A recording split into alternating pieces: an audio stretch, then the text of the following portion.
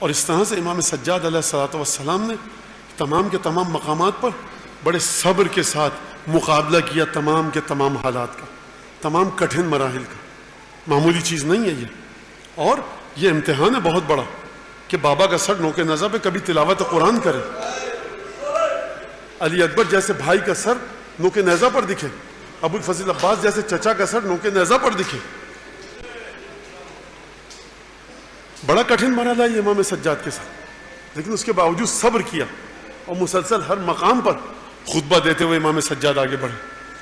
اور ایک دفعہ وہ مرحلہ آیا، بس 2 جملے مصائب کے کہوں گا، بہت وقت لیا آپ کا، کہ ایک دفعہ جب جناب زینب کا داخلہ ہوا دربار یزید میں،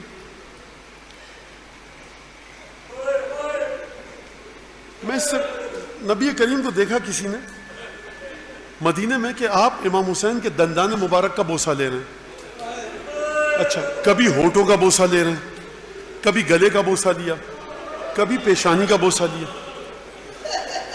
میں ایک جملہ کہوں جس کے ذریعے آپ بات سمجھ جائیں گے. تاریخ میں ملتا ہے 2 ہستیوں کے بازوؤں کے بوسے لیے امیر المومنین نے. ابو الفضل عباس کے دونوں ہاتھوں کو چوم رہے ہیں. وَيُكْفِرَ مِنَ الْقُبْلَةِ، اتنا چوما، ایک دفعہ بی بی ام المؤمنین نے دیکھا، 2 دفعہ دیکھا، 3 دفعہ. اب ذرا جائز سوال پیدا ہوئی کہ والی یہ اتنا زیادہ چوم رہے ہیں آپ؟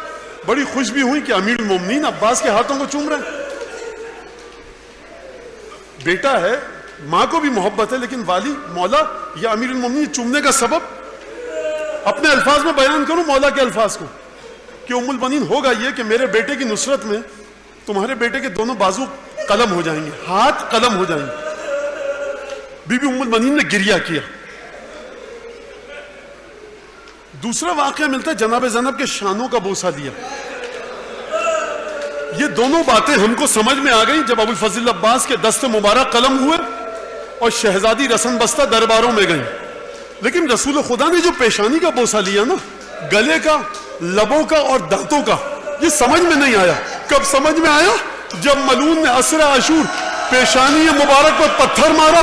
پیشانی کا فلسفہ تب سمجھ میں آیا جب رگے گردن کٹی، گردن پر بوسہ لینے کا سب سمجھ میں آیا.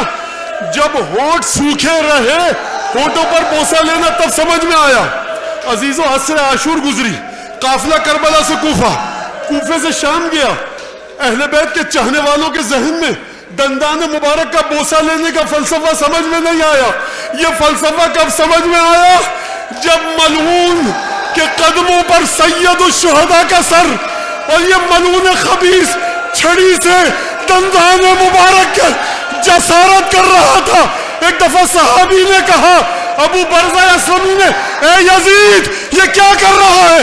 ارے مدینہ تھا، میں نے اپنی آنکھوں سے دیکھا، رسول اللہ ان دانتوں کا بوسہ لیتے تھے. یہ رسول اللہ کی بوسہ گاہ ہے، چھڑی سے ان کی